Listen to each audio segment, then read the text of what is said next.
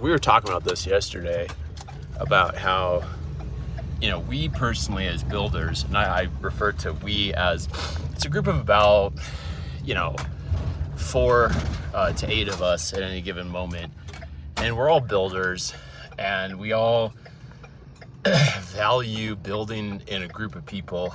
And, we all have our different respective moments where, collaboration breaks down. I'm personally less burned out on it because I'm a tech person. But it occurs to me to sort of mention, that I like one of our group members' sort of statement, which is that there really aren't that many people out there doing things that have the will to build. And I think that, to me, there's 2 possibilities, right? It's either, because what I think it is that a lot of people are kind of set up to live a life that they can't afford. And so it's not that they don't have a will to build, it's just that by the time that they have exercised their will to build, they've most often run out of runway and they have to go back to being an employee. And so most people don't have the appearance of having a will to build. Now here's another messed up take, is that the other take of this that the corporates take, the other take is that basically there are no good people in the United States, and so therefore we need to file an H-1B visa claim in order to carve out a seat for someone that I guess you could make the argument is paid less, but I think over time you've had kind of, and it's a whole separate topic to get into because I've also been an immigrant. In a way, it's so much easier to succeed in somebody else's country because you kind of relax the part of your brain that gets distracted by domestic issues. And so you can really just go more into full rational brain exploitation mode. You have no emotional attachment to the place. And as well, corporates kind of doing the same thing. And so the take there is it's either the corporates are right and that there's a bunch of useless people in the United States, and so you need to hire a bunch of people from India and China in order to keep the economy afloat. Because damn, if the European, the African, the Mesoamericans are all just useless. So you need a bunch of people from Asia, right? So that's so these are the takes, right? It's either that reality, or it lives in a reality where it's people just lack the economic means to sit there and build. And what's really unfortunate is by the time you get to corporate, most of the work that you do is useless anyway. You're sitting there in meetings, waiting on approvals, doing processes that are unfortunately all designed, in my experience, either, they're born out of, you either find in corporate, and I guess I don't want to say I'm speaking from recent experience, but it's either that there's a lack of management or there's an over-management.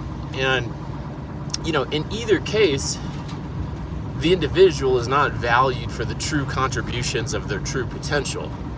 So you go back again to this conundrum, which is that either people are fundamentally useless and replaceable, because at the end of the day, I'm speaking to someone who lived in Mexico, and say you had dynamics where in Mexico City, it's for a senior software engineer, maybe you're making $6,000, $8,000 if you're really well paid. And it's say that the salary rates weren't that, and say it was 15 grand instead. It's kind of there's no extent possible. The only people that I would service as an immigrant in Mexico is the political party that wants more outsiders in. And that's because they have an interest in attacking the incumbents and the status quo. So it's kind of you have these people, the elites in technology have been kind of like a virus upon the United States because their sole interest is to displace the existing power structures. They kind of believe, and they all are probably white Europeans, right? European descended. And they probably all believe that I'm going to go F over all my, like, you know, ancestral brothers and sisters. Not that that's what this is about. I'd say it's more about continuity. I want to destroy all the continuity in order to elevate myself. That's the logic of these people. And they sort of believe that in an exchange of doing so, it's kind of like take like a really competitive sport. You're on the football pitch, and I mean by that world football, not US football. And you want to just sort of convince yourself that the other player is a team of losers. They suck. They can't do their job.